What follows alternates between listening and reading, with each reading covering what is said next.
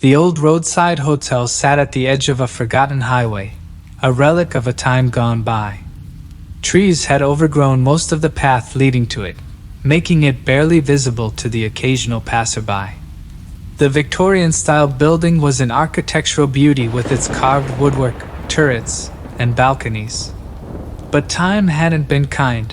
Its paint was peeling, windows cracked, and the once grand entrance now sported a rickety door. The evening fog had begun to roll in, wrapping the hotel in an eerie embrace, obscuring it even further.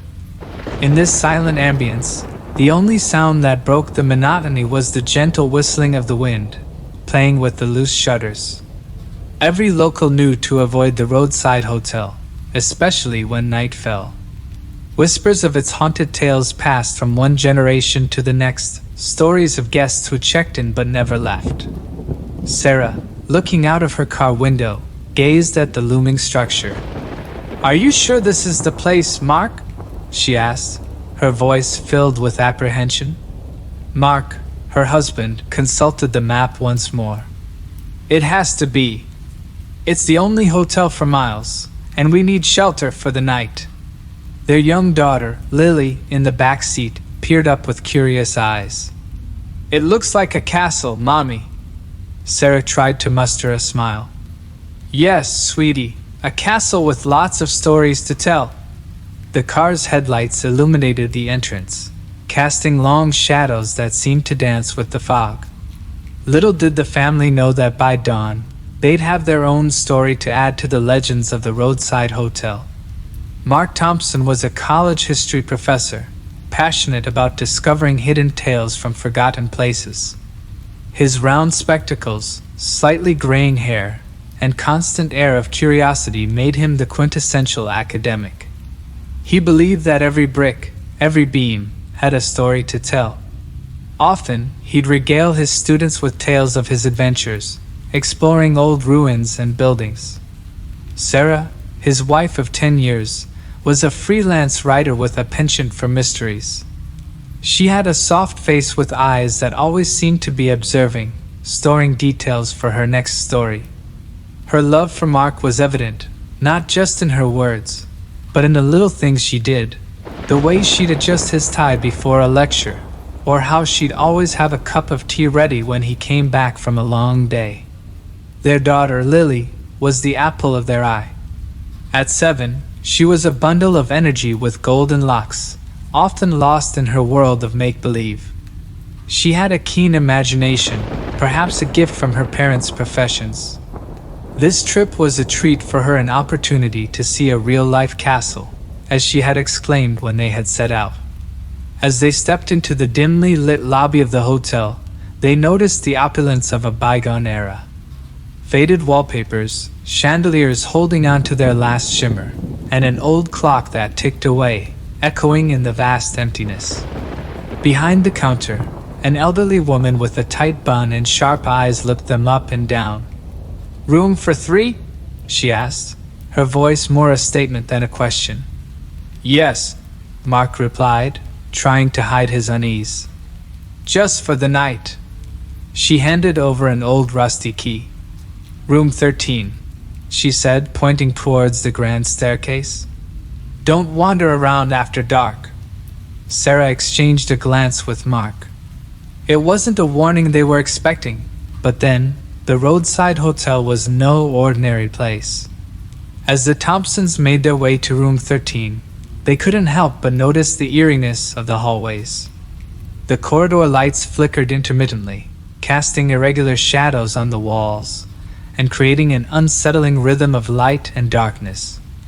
Along the corridor, the frames displayed black and white photographs of the hotel in its prime, and among them were portraits of former guests, their faces blurred or scratched out. Lily clutched her mother's hand tighter as they walked, her eyes darting to every shadow, every creaking floorboard. "Mom," she whispered, "why do the pictures have no faces?" Sarah bent down. "It's just old, sweetheart. The photos fade over time." When they reached room 13, the cold metallic key struggled initially but finally turned, allowing them entry. The room was expansive with a large four-poster bed in the middle. Despite the age of the hotel, the room was remarkably well kept, but it felt cold, unnaturally so. While Mark and Sarah began to unpack, Lily went to the window, pulling apart the heavy drapes. The view was of a dense forest, but something caught her eye.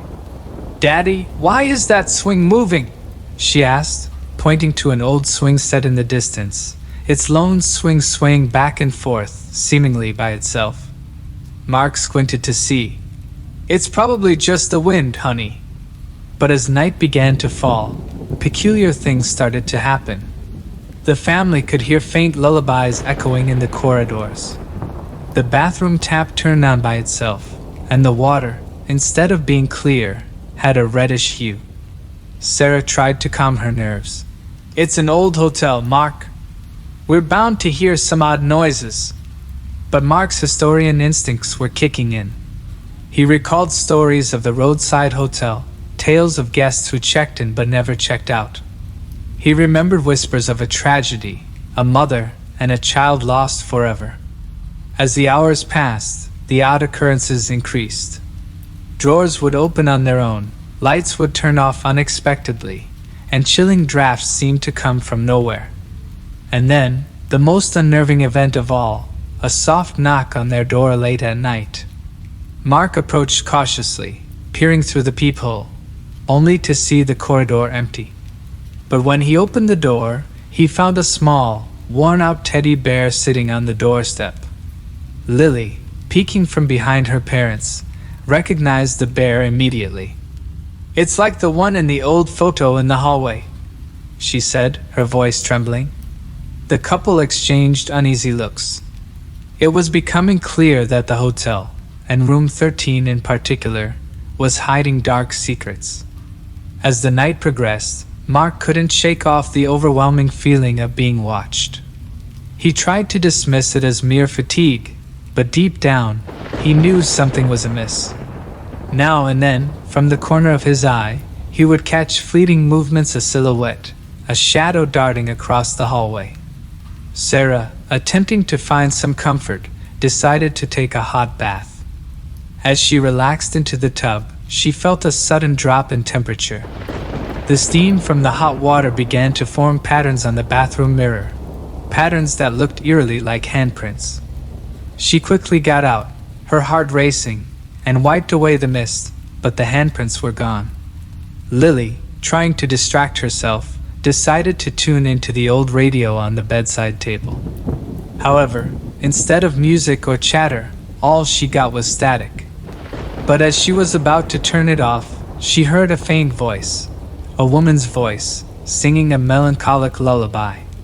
The voice seemed to be calling out, "Where is my child?" The family huddled together, their anxiety palpable. Every little noise was magnified in the silent room, the ticking of the clock, the distant hoot of an owl, and the soft rustling of leaves outside. Then, as if the hotel itself was trying to communicate, the lights began to flicker in a rhythm. On and off, on and off. And with each flicker, a word seemed to resonate through the room. "Fine. Her." Mark, trying to rationalize the events, speculated. "Perhaps these are just electrical faults. This place is old." But Sarah wasn't convinced. "Mark, electrical faults don't leave teddy bears at our door." The eeriest incident, however, was yet to come. As the family tried to get some rest, they heard soft footsteps outside their room. It sounded like someone pacing back and forth, occasionally stopping right outside their door. Every time Mark mustered the courage to check, the corridor was empty. But what truly terrified the Thompsons was the reflection they saw on the room's glass window. It wasn't their own. Instead, it was of a woman, draped in an old-fashioned gown, holding something, or rather someone, wrapped in a blanket. Her face, though obscured, reflected immense sadness.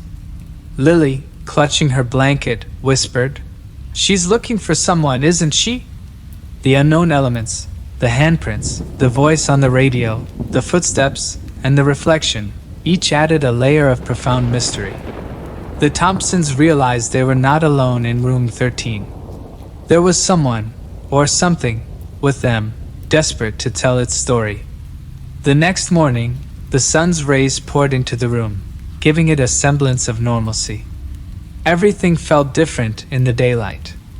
Mark decided to take matters into his own hands and went to the reception to inquire about the history of room 13. The receptionist, an elderly man named Mr. Jenkins, looked at him with a hint of surprise. "Ah, room 13. Not many ask about it.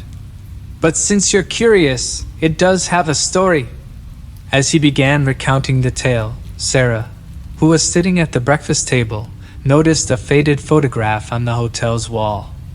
It was an old black and white image of a woman, strikingly resembling the reflection they had seen. Next to her was a small crib. The woman's eyes, though captured in stillness, bore a familiar sorrow. Mr. Jenkins spoke of a time when the hotel was flourishing. The woman in the photograph was Eleanor, the hotel owner's daughter. She had a child out of wedlock, which at the time was scandalous. Shunned by society and even her own family, Eleanor was often seen pacing the hallways, singing lullabies to her baby. One tragic night, her child went missing. Eleanor, in her distraught state, searched everywhere but to no avail. She was never the same again, wandering the hotel corridors, endlessly searching. But here's where reality twisted. Mark recalled seeing a renovation plaque when they entered. The hotel, originally a 2-story building, was renovated to add more floors in the 1960s. Room 13, where they stayed, used to be the attic, Eleanor's original room. The Thompsons tried processing this revelation. The hotel, the room, and its tragic past had intertwined their present. The toys, the voice on the radio, the footsteps, everything made sense. They were living through Eleanor's reality. As Sarah relayed her discovery of the photograph to Mark, she added, "The crib in the picture looks exactly like Lily's." That evening, as they were packing to leave, Lily made a chilling remark. "Mama, I saw the baby." "Where, sweetie?" Sarah asked. "In the mirror," she replied. "He was with the lady. She looked so happy." The Thompsons realized that Eleanor wasn't just looking for her child. She might have mistaken Lily for her own. And while Eleanor's love was pure, the idea that the boundary between past and present could blur so much was terrifying. The hotel's walls seemed to throb with a life of their own. The evening was drawing near, and with every passing hour, the Thompsons felt an increasing unease. The realization that the past and present had blurred lines within this structure weighed heavily on their minds. Sarah, while trying to console Lily, heard her daughter murmur about her new friend, who would sing to her. "She has a beautiful voice, Mommy. Like the ones in your bedtime stories." Mark, wanting to get to the bottom of this, decided to explore the hotel grounds. In the old library, he found a journal. Dusty and worn, the cover read, "Eleanor's Diary." He hesitated but decided to flip it open. The entry started normally, speaking of love and joy about her newborn. However, as he progressed, he could sense Eleanor's growing despair. One entry stood out. "He is gone. My heart's peace, my child. The world blurs, the shadows grow longer. I hear whispers. They promise to reunite us if I sing the ancient lullaby." Mark's hands trembled. An old lullaby? The same song that Lily mentioned? In the diary's last pages, there was a hastily scribbled incantation, which Eleanor believed would bridge the gap between her and her lost child.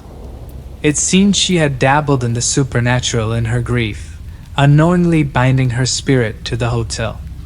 That night, the Thompsons decided to perform a small ritual to put Eleanor's restless spirit at peace. They formed a circle, holding hands in room 13.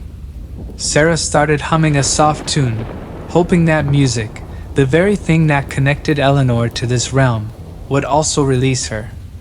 As she hummed, the room grew cold. The lights flickered, and for a brief moment, they saw Eleanor, not as the ghostly reflection but as a grieving mother. Her eyes locked onto Sarah's, and there was a silent plea. Sarah began to sing the lullaby she had often sung to Lily. A soft glow enveloped Eleanor, and the atmosphere lightened. The weight that had clung to the hotel seemed to lift. Eleanor, with tears in her eyes, mouthed a silent "thank you" before disappearing. The supernatural had touched the Thompsons, but most gently, reminding them of the strength of love and the lengths a mother would go for her child. The nights that followed seemed calmer. The Thompsons, however, remained on edge. They were due to check out in 2 days, but the haunting memories of Eleanor's spirit and the whispering walls of room 13 still lingered. On their penultimate evening, Sarah decided to take a long bath. The vintage claw-footed bathtub in the en-suite bathroom had piqued her interest since they'd checked in. With Mark reading a book in the lounge and Lily playing with her toys, she thought it was the perfect time to relax. The warm water and the soothing aroma of the bath salts provided a momentary escape from the eerie occurrences they had encountered. As she lay in the tub, eyes closed, the hotel's history and its tales of lost souls seemed worlds away. But vulnerability strikes when least expected. The atmosphere in the bathroom began to change. The water, once warm, now had an icy chill.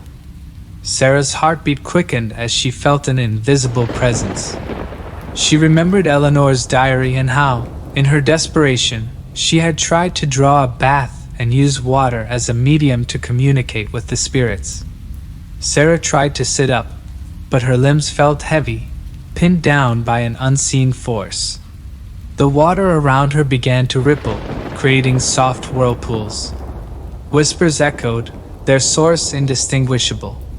Was it Eleanor, or another spirit trapped within the hotel's walls? The room seemed to darken, and Sarah's mind raced. She remembered Mark and Lily, a stone's throw away yet seemingly in another world. In her most vulnerable moment, trapped and frightened, Sarah summoned all her strength. Thinking of Eleanor's release and the love she held for Lily, she managed to whisper, "You are free. Leave us. Please." The pressure was released. Sarah, gasping for air, pulled herself out of the tub. The water, once swirling, now lay still. The whispers faded into nothingness. When Mark rushed in, alerted by Sarah's cries, he found her trembling but unharmed.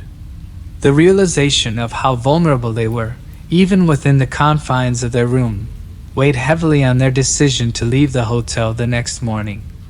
As dawn broke on their last day, the Thompsons decided to confront the hotel manager about their experiences.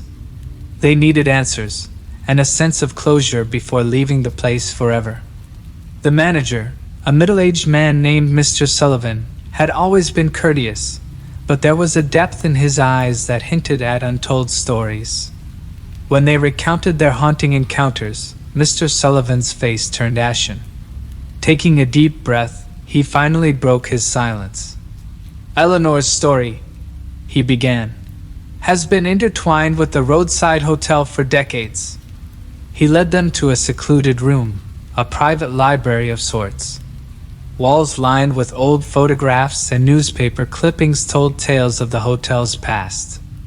But one article, dated from the early 1900s, caught their attention. The headline read, "Tragic accident at Roadside Hotel, mother and child dead."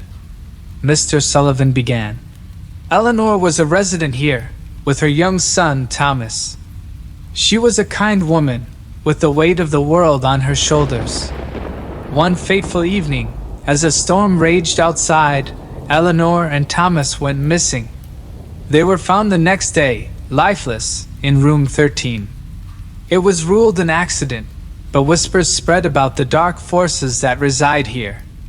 He continued, "Since that day, Eleanor's spirit has roamed these halls, forever searching for her lost son. Many guests have reported sightings and strange occurrences, particularly in room 13. Mark interrupted. But why hasn't anyone done anything about it? Why is the room still open to guests? Sullivan looked down, his voice trembling. We've tried. Every attempt to renovate or change the room results in even more intense paranormal activity. We can't just close the hotel. It's a part of this town's history. All we can do is hope that one day Eleanor finds peace. Sarah, still shaken from the previous night's experience, whispered, We freed her. Last night, in the bath, I told her she was free. Since then, we haven't felt her presence. A look of hope dawned on Mr. Sullivan's face. Maybe you did what no one else could. Maybe you gave Eleanor the closure she needed to move on. As they left the library, the weight of the Roadside Hotel's haunted past weighed heavily on their shoulders. But amidst the darkness, there was a glimmer of hope that Eleanor's spirit had finally found peace. Upon checking out, the Thompsons packed their bags swiftly, eager to put distance between them and the Roadside Hotel. As they approached the reception, an elderly woman, presumably a guest, stopped them. Her frail fingers touched Sarah's arm, and she whispered, Did you see her too? Sarah hesitated, then nodded. The old woman's eyes welled with tears. I met Eleanor too, many years ago, when I was just a girl. She whispered something to me, something that has haunted me for decades. Sarah, intrigued despite herself, pressed. What did she say? The elderly guest paused, taking a moment to collect herself. She told me her secret. She whispered, but some stories should remain untold. Before Sarah could question further, the woman hurried away, leaving the Thompsons with even more questions. Who was this woman, and what secret had Eleanor shared with her? Why, after all these years, had Eleanor's spirit reached out to Sarah? Mark, sensing his wife's unease, gently squeezed her hand. Some mysteries, he murmured, are best left unsolved. Yet as they drove away from the hotel, the Thompsons couldn't help but glance back. The imposing structure, with its shadowed windows and creaking timbers, still held many secrets. Secrets that, perhaps, were best left within its walls. The days following their night at the Roadside Hotel were oddly uneventful for the Thompsons. They continued their journey, visiting attractions and enjoying their family time. But every so often, especially during the quiet moments, Sarah's mind would wander back to Eleanor and the haunting lullaby. Weeks later, after they had settled back into their daily routines, Sarah received an old, worn-out postcard in the mail. The faded image was unmistakably of the Roadside Hotel, and on the back, written in delicate, looping handwriting, were the words, Thank you for listening, E. Sarah felt a shiver run down her spine. Was this a cruel joke? Or had Eleanor found a way to reach out to her, to thank her for their shared moment?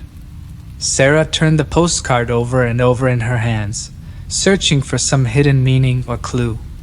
One evening, as Sarah tucked Emily into bed, the little girl whispered, Mommy, why does Eleanor visit me in my dreams? She sings the same song to me. Sarah's heart raced. Eleanor's presence was still lingering, touching their lives in ways she couldn't understand. The Thompsons never spoke of the Roadside Hotel again, but the echoes of that night remained with them. They occasionally heard faint lullabies in the wind and felt the weight of unseen eyes watching them. The line between the known and the unknown had been blurred, and the Thompsons were left wondering, was Eleanor truly at rest, or was she still searching, reaching out from the shadows, hoping to find her lost child?